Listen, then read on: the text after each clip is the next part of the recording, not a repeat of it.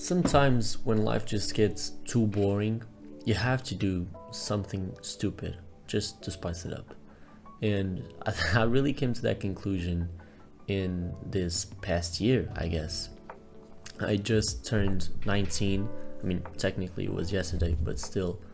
I turned 19, and don't get me wrong, I've had an amazing year. I've tried a ton of new things that I never thought I would do, this channel included. But at the same time, I almost created this perfect routine where I did all the work that I had to do. I would go to the gym, I did all the work I had from college, I did the work from YouTube, along with other stuff that I have to do.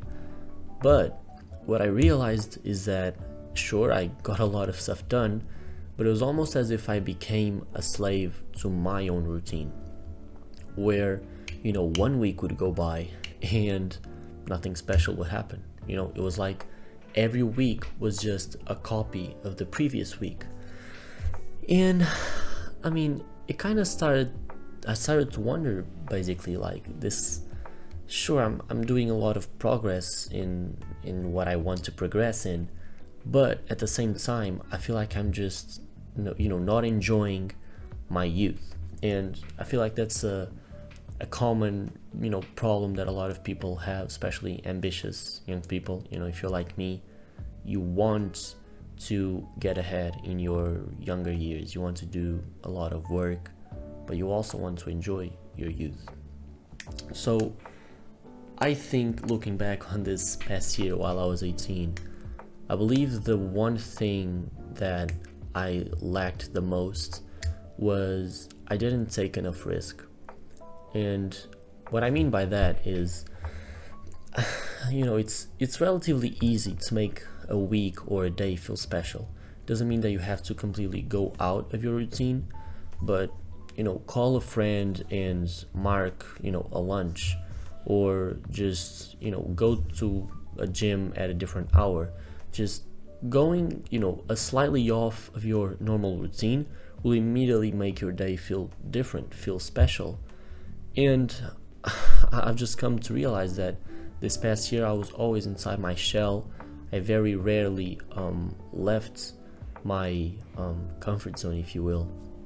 And as a result of that, I didn't take many risks. So that's something that I think is easy to fix, relatively. If you see someone interesting in the street, just go up to them, approach them. If you see a friend that you haven't talked to in a long time, just go up to them, talk to them. Don't crawl, in the corner of the room that you're in. And it's just simple things like this, I think, will make a huge change. And at the end of the day, we're always more emotional when it's New Year's Eve, or when it's your birthday, whatever it is. And maybe that's what I'm going through right now. But I seriously feel like most people, we're always trying to get in this routine so we can be more productive, make more work or do more work in the same amount of time. And we're always looking for progress. Oh, I'll read this book, I'll read that, I'll do this work. But we also forget to change things a little. And one rule of thumb that I've got now is to try to get a story from every day. It doesn't have to be like a story where you ran away from the cops or anything ridiculous like that, but just a cute story. Like, I went to the cafe, the food was awesome, and I went up to the chef and I thanked him. Saw the biggest smile I've ever seen in a while. Simple stuff like that, simple stories like that, I think will differentiate each day from the other. And once you get to the end of the year, you're like, damn, I really did, go out of my shell during this year. I really tried new things, met new people, and essentially, I think it's losing the fear of failure and of rejection. Because most of the times, it's just curious. We don't like to take risks. We don't like to approach people that we don't know.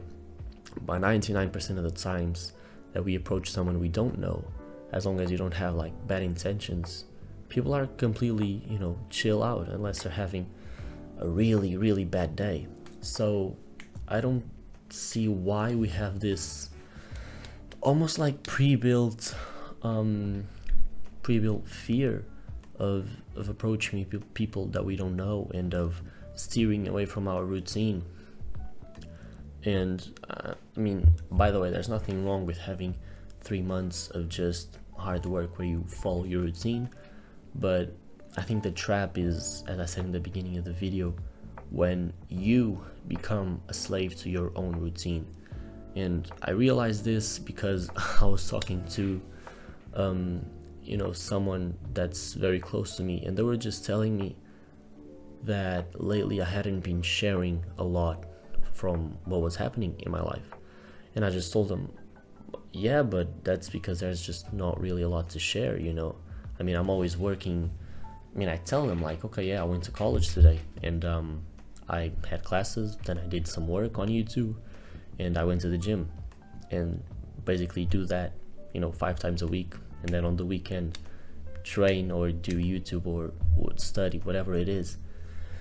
And they were like, well, your life can't be that boring. And the truth is that it isn't. It's not that boring, but because I didn't make the smallest effort to just steer away from the routine, or to even remember certain special moments that I had in the week, then I feel like that's when you really start to just go through every week and it just looks the same as the week prior.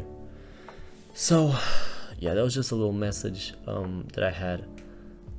I guess if you want to take something away from it, just let it be, try to make every day or every week a little bit different than the previous one. It doesn't have to be anything special. If you have like that old friend from a job that you used to work, or a school that you used to go through, and you really like that person, but you guys just fell off, give them a call.